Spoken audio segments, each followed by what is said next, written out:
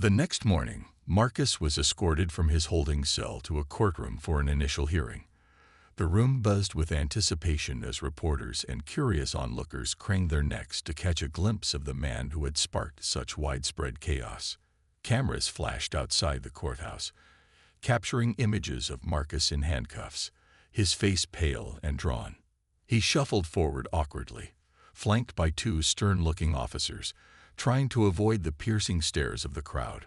For the first time, he felt like a character in someone else's story, a cautionary tale rather than the adventurous protagonist he had once imagined himself to be. Inside the courtroom, the atmosphere was tense but orderly.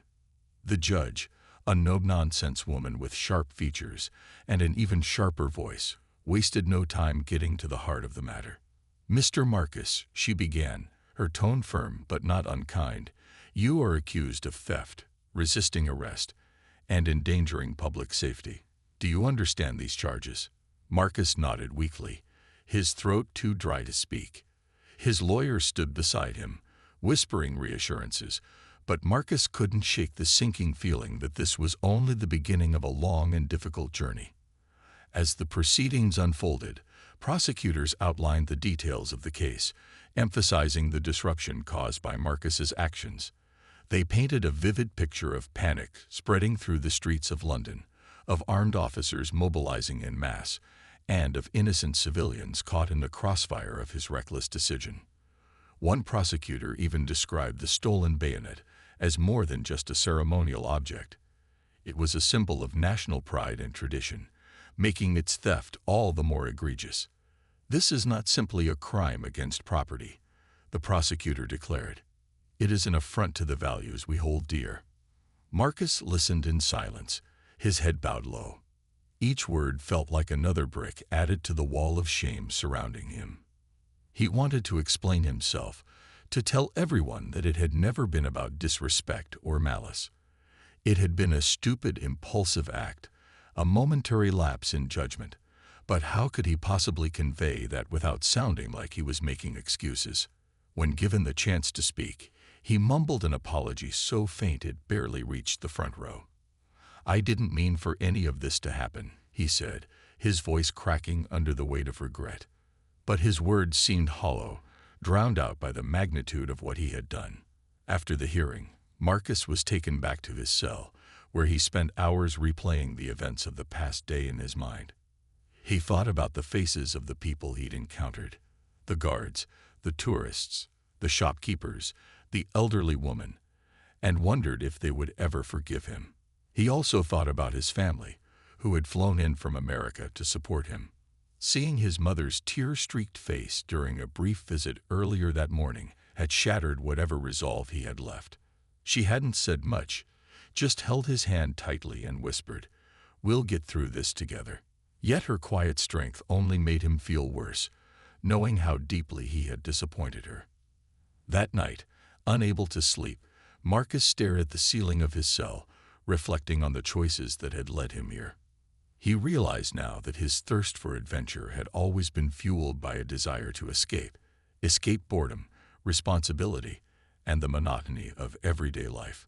But instead of finding freedom, he had trapped himself in a web of consequences far greater than he had ever imagined. The thrill he had chased so recklessly had turned into a nightmare, leaving him isolated and overwhelmed. Despite everything, though, a small part of him still clung to hope. Maybe, just maybe, this experience could teach him something valuable, if he allowed it to. As dawn broke over the city, casting faint light through the barred window of his cell, Marcus resolved to take responsibility for his actions.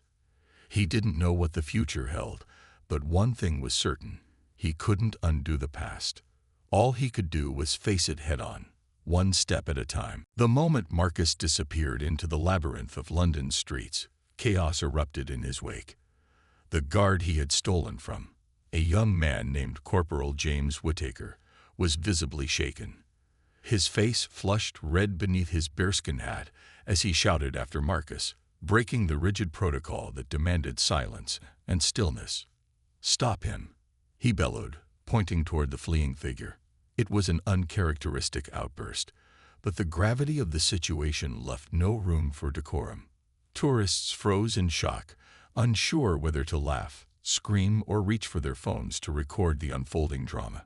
Some darted out of the way, clutching their bags tightly, while others craned their necks to catch a glimpse of the thief. Children tugged at their parents' sleeves, asking why everyone seemed so alarmed. Within seconds, the once peaceful scene outside Buckingham Palace transformed into a frenzy of confusion and panic. Word spread quickly among the palace staff and nearby law enforcement officers. The loud whistle pierced the air as two uniformed police officers sprinted toward the commotion, radios crackling with urgent updates. Back at the palace gates, more guards snapped into action, abandoning their ceremonial posts to assist in the pursuit. For them, this wasn't just about recovering a stolen item. It was personal. The bayonet represented centuries of tradition, discipline, and honor. Its theft was an affront not only to the regiment, but also to the monarchy itself. Marcus, meanwhile, was oblivious to the magnitude of what he had set in motion.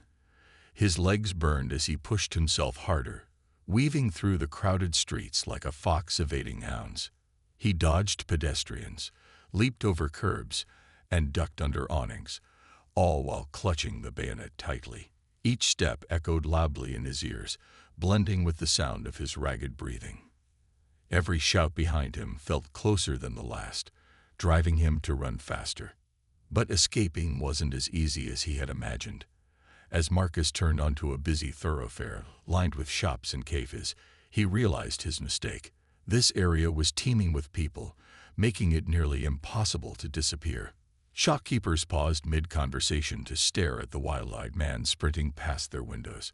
A street performer juggling colorful balls dropped his props in surprise, sending them bouncing across the pavement.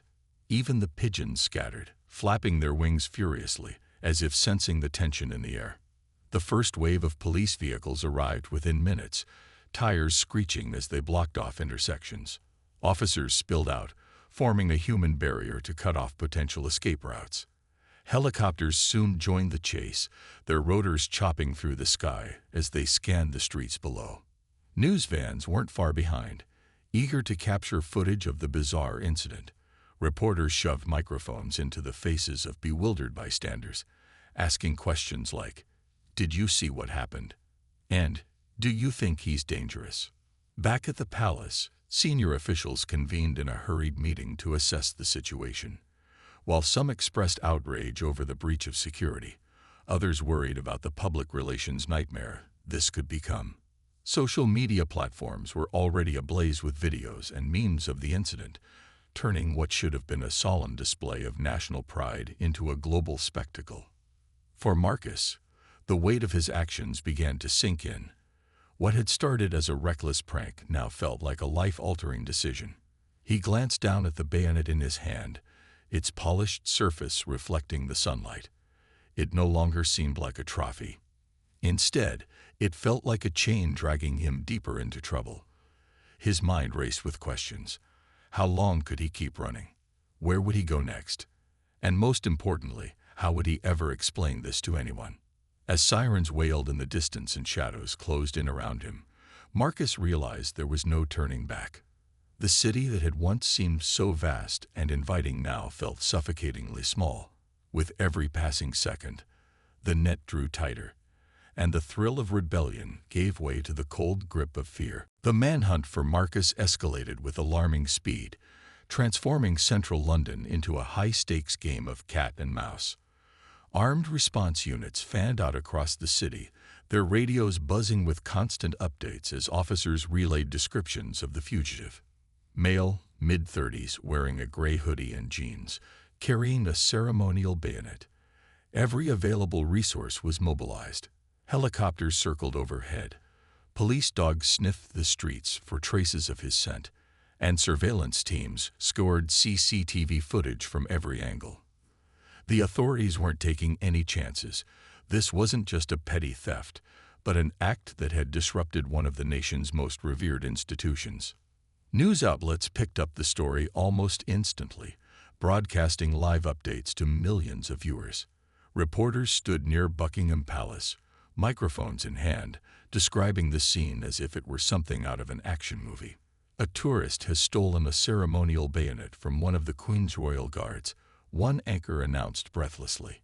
Authorities are now engaged in a massive operation to locate him. Social media exploded with reactions, ranging from disbelief to mockery. Memes flooded platforms, depicting Marcus as everything from a bumbling adventurer to a modern-day Robin Hood. Yet beneath the humor lay a growing unease. What would happen if he resisted arrest? Or worse, what if someone got hurt? For Marcus, the reality of his predicament hit hard as he zigzagged through alleyways and side streets, searching desperately for a place to hide. His initial burst of adrenaline had faded, leaving behind fatigue and mounting dread. Each time he heard the distant wail of sirens or the thud of helicopter blades above, his heart sank further. He tried to think clearly, to come up with some kind of plan, but panic clouded his mind. All he could focus on was putting distance between himself and his pursuers. At one point, Marcus ducked into a small park, hoping to blend in with the crowd. Families strolled along winding paths. Children played on swings, and elderly couples sat on benches feeding pigeons.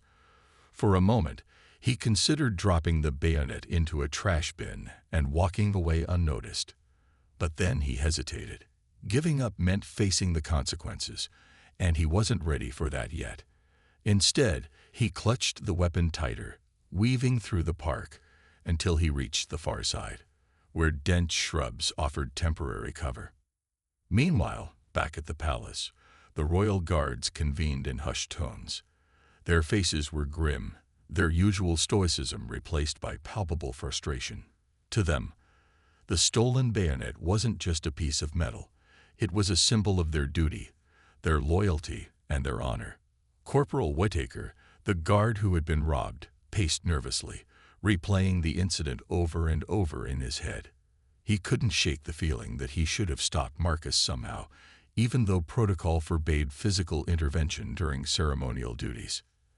As the hours ticked by, the pressure mounted. Senior officers urged calm while coordinating efforts to track down Marcus. They knew they couldn't afford another misstep, not when the eyes of the world were watching. Negotiation specialists were brought in, preparing scripts to use in case they cornered him. "We need to avoid escalation," one officer emphasized during a briefing. "This isn't about force, it's about resolution." But for Marcus, there seemed to be no easy way out. As he slipped into a quieter neighborhood lined with terraced houses, he began to notice subtle changes in his surroundings. Curtains twitched as curious residents peered out their windows. A shopkeeper eyed him suspiciously before locking the door behind him. Even stray cats darted away as if sensing his desperation. Every step felt heavier than the last, both physically and emotionally. The thrill of rebellion had completely evaporated, leaving only the bitter taste of regret. And still, the hunt continued. Police cars roared past intersections, their blue lights flashing ominously. Officers combed every street, knocking on doors and questioning passersby. Helicopters hovered low, their spotlights cutting through the late afternoon haze. Marcus realized he was running out of options and time. In the weeks that followed Marcus's recapture, the story of the tourist who stole a royal guard's bayonet became a cultural phenomenon. News outlets dissected every detail, from his initial theft to the dramatic manhunt and eventual arrest. Documentaries aired on television, offering expert analyses and interviews with witnesses who had been part of the chaos. Social media continued to buzz with memes, jokes, and heated debates about accountability, impulsivity, and the fine line between adventure and recklessness. For many, Marcus's actions served as both entertainment and a cautionary tale, a stark reminder of how quickly a single decision could spiral out of control. Legally, Marcus faced severe consequences. During his trial, prosecutors presented evidence of the widespread disruption caused by his actions, emphasizing the danger he had posed not only to himself, but also to countless innocent bystanders. His defense team argued that Marcus had acted out of misguided curiosity rather than malice, highlighting his lack of prior criminal history and expressing remorse for what he had done. Despite these efforts, the judge ultimately handed down a substantial prison sentence, citing the need to uphold public order and respect for national institutions. As Marcus listened to the verdict, his face remained expressionless, though those close to him noticed tears welling up in his eyes. The weight of his choices, and their repercussions, was finally sinking in. Back at Buckingham Palace, life slowly returned to normal. The royal guards resumed their ceremonial duties, standing tall and stoic, as if nothing had happened. Yet the incident left an indelible mark on them, prompting discussions about security protocols and how to prevent similar breaches in the future. Corporal Whittaker, whose bayonet had been stolen, participated in a private ceremony to honor its return. Standing alongside his fellow guards, he reflected on the ordeal with mixed emotions. While it had tested his resolve, it had also strengthened his commitment to duty and tradition. "We stand guard not just for the monarchy," he later told a colleague, "but for everything it represents." For Marcus, life behind bars was a humbling experience. Initially overwhelmed by guilt and regret, he began attending counseling sessions offered by the prison staff. Through these conversations, he confronted the root causes of his impulsive behavior, his desire for excitement, his fear of monotony, and his tendency to act without considering the consequences. Writing letters to his family became a form of therapy, allowing him to express his remorse and gratitude for their unwavering support. Slowly but surely, he started rebuilding himself, vowing to emerge from this ordeal as a better person. Outside the prison walls, public opinion remained divided. Some viewed Marcus as a reckless troublemaker who deserved every bit of punishment he received, while others saw him as a flawed individual capable of redemption. His mother, speaking publicly for the first time since the incident, appealed for compassion. "He made a terrible mistake," she said during an interview, her voice trembling with emotion. "But mistakes don't define us. They teach us. I believe he can change if given the chance." Her words resonated with some, sparking conversations about second chances and the importance of learning from failure. As months turned into years, Marcus's story faded from headlines, replaced by newer, flashier news. But for those who had lived through the chaos, the guards, the officers, the bystanders, it remained etched in memory as a surreal chapter in their lives. And for Marcus himself, sitting alone in his cell one quiet evening, the lessons of his journey crystallized into clarity. Adventure wasn't about breaking rules or seeking thrills at any cost. It was about embracing life fully, responsibly, and with purpose. Though his actions had brought shame and hardship, they had also taught him something invaluable: the power of reflection and growth. When he eventually walked free, years later, Marcus vowed never to let impulsivity dictate his path again. Instead, he chose to channel his energy into helping others avoid the same pitfalls, speaking at schools and community centers about the dangers of reckless decisions. In doing so, he transformed his darkest moment into a beacon of hope, proving that even the most misguided journeys can lead to redemption. The final showdown came unexpectedly, just days after Marcus's court appearance. Authorities had decided to transfer him to a more secure facility while awaiting trial, citing concerns over public safety and the high-profile nature of the case. The move required coordination between multiple law enforcement agencies, ensuring that every possible precaution was taken. Marcus, now visibly thinner and emotionally drained, was loaded into a police van under heavy guard. To the officers accompanying him, it felt like transporting a ticking time bomb, someone whose unpredictable behavior had already caused so much chaos. As the convoy navigated through London streets, tensions ran high. Officers communicated via radio, their voices clipped and professional. "All units, maintain vigilance," one dispatcher instructed. "We cannot afford another incident."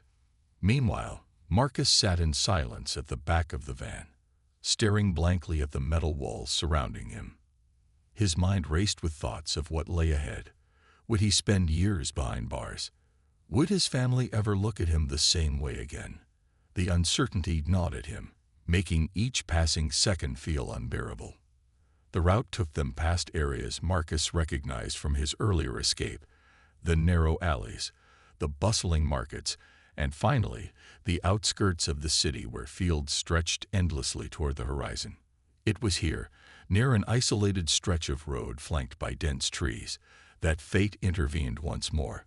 A sudden screech of tires pierced the air as the lead vehicle skidded to a halt, blocking the path ahead. Confusion rippled through the convoy as officers scrambled to assess the situation. Had they encountered an accident? Or was this something far more sinister? Before anyone could react, Marcus made his move. Seizing a brief moment of distraction among his escorts, he lunged forward, using sheer desperation to overpower one of the guards. The bayonet, which had been recovered and stored securely, was no longer in his possession, but the memory of it lingered in his mind, fueling his reckless determination. With adrenaline coursing through his veins, Marcus bolted out of the van and into the nearby woods, disappearing into the thick underbrush before anyone could stop him.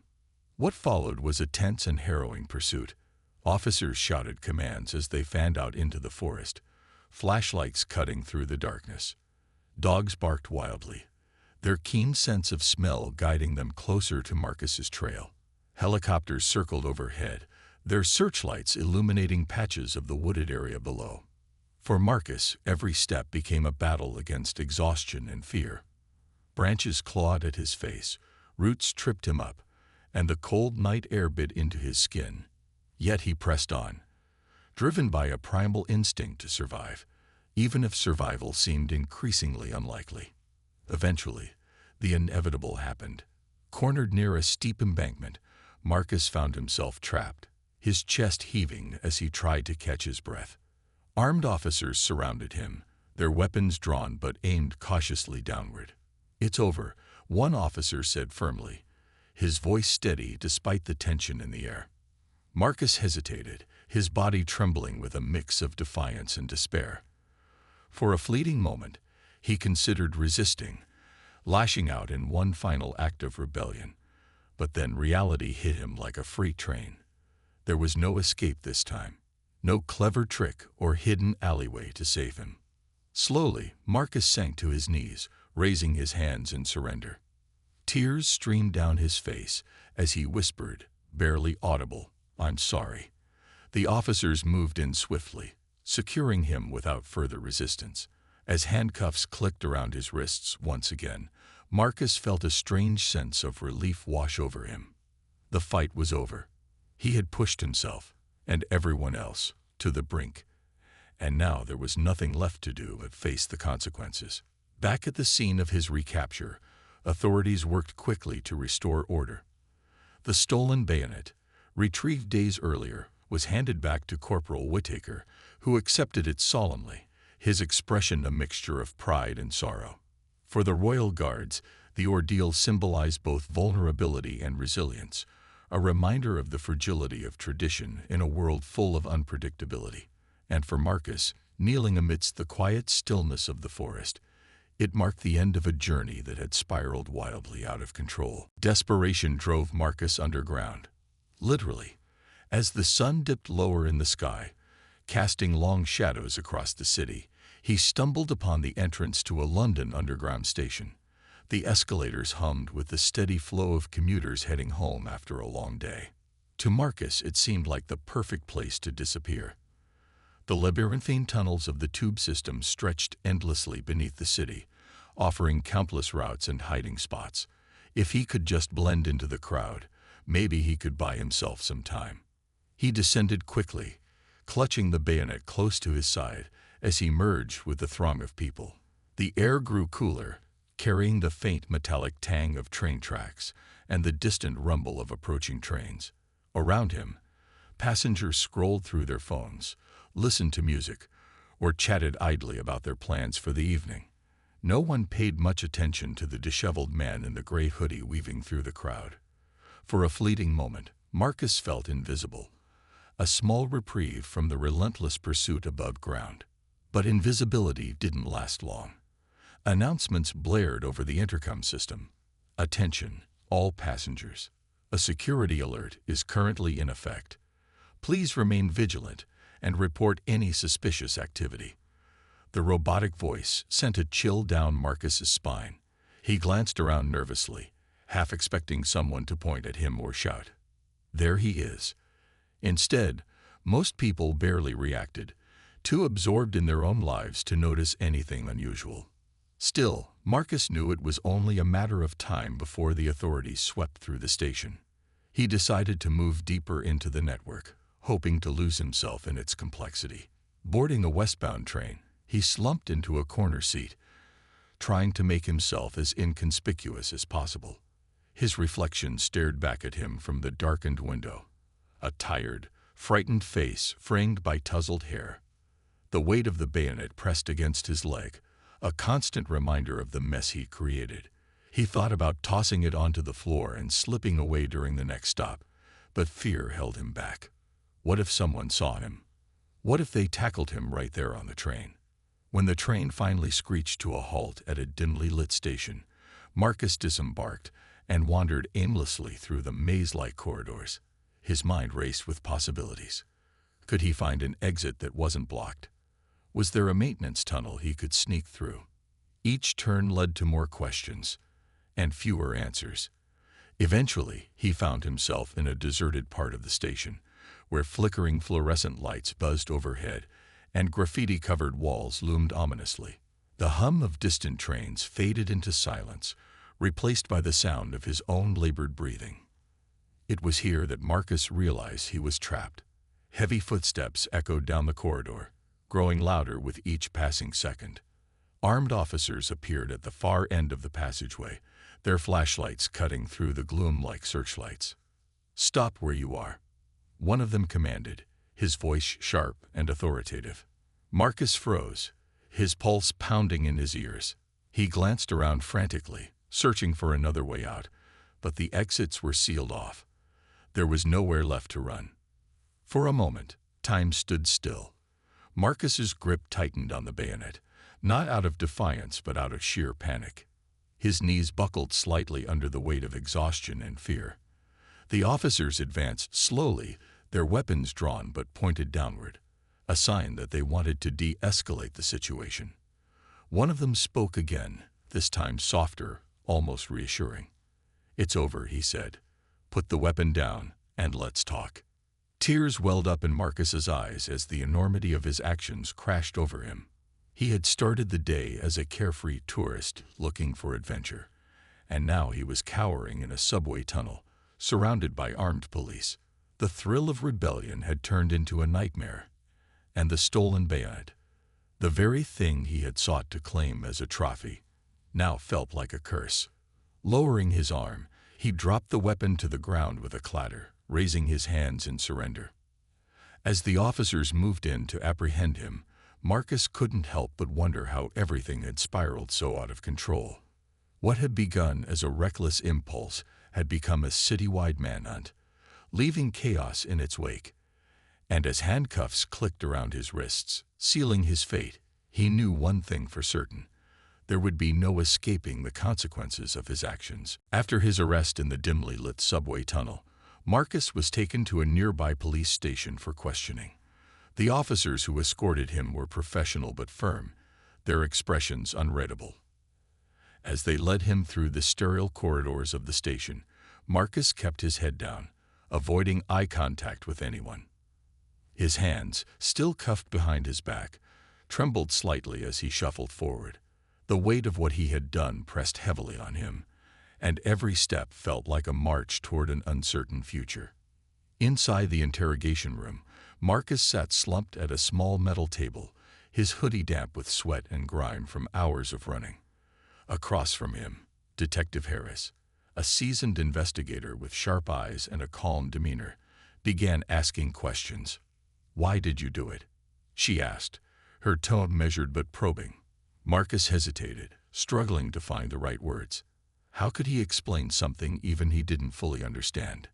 He mumbled something about being caught up in the moment, about wanting to feel alive, but his answers sounded hollow, even to himself.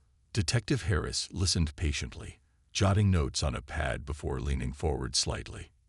You realize this isn't just about a stolen bayonet, right? As the hours ticked by, Marcus began to reflect on the choices that had brought him here. He thought about the people he'd encountered during his frantic escape, the frightened shopkeepers, the curious bystanders, and even the elderly woman who had briefly offered him advice. She had been sitting on a bench outside a bakery when Marcus darted past, clutching the bayonet like a lifeline. For reasons he couldn't fathom, she called out to him, urging him to stop. "It's not worth it," she had said softly, her voice tinged with sadness rather than anger. Her words stuck with Marcus, haunting him as he continued his desperate flight. Now, sitting in the cold interrogation room, he wondered if she had been right all along. News of Marcus's capture spread quickly, sparking intense public debate. Some condemned his actions as reckless and disrespectful, while others viewed him as a misguided thrill-seeker who had made a foolish mistake. Social media buzzed with conflicting opinions, turning the incident into a moral dilemma for armchair critics. One viral post read, "What would you do if you saw someone stealing from a royal guard? Would you intervene or walk away?"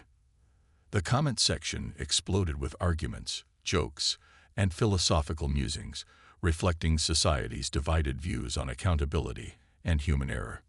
Back at Buckingham Palace, the mood remained somber.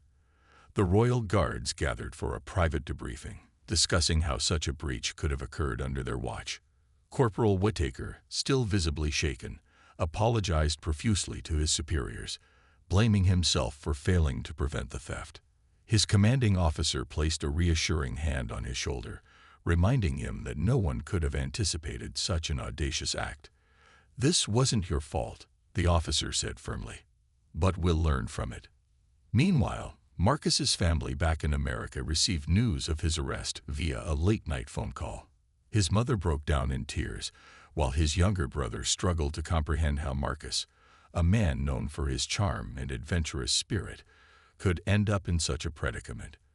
They hired a lawyer immediately, hoping to mitigate the legal fallout, but as they pored over the details of the case, they couldn't help but wonder. Had Marcus always been prone to impulsive decisions, or was this simply a lapse in judgment? By the time Marcus was transferred to a holding cell, exhaustion had overtaken him completely. He lay on the hard cot, staring at the cracked ceiling tiles, replaying the events of the day in his mind. Every decision, every misstep, seemed magnified now that there was nothing left to distract him. He thought about the faces of the people he'd passed, their fear, their confusion, their judgment, and felt a pang of guilt so sharp it took his breath away. What had started as a fleeting thrill had spiraled into a catastrophe, affecting countless lives, including his own. And yet, amidst the chaos, Marcus found himself grappling with a strange sense of clarity. For years, he had chased excitement without considering the consequences, living as though life were one big adventure movie. Now, reality had slapped him awake, forcing him to confront the ripple effects of his actions. As he drifted off to sleep, lulled by the hum of fluorescent lights overhead, one thought lingered in his mind. If given the chance to turn back time, would he make the same choice again?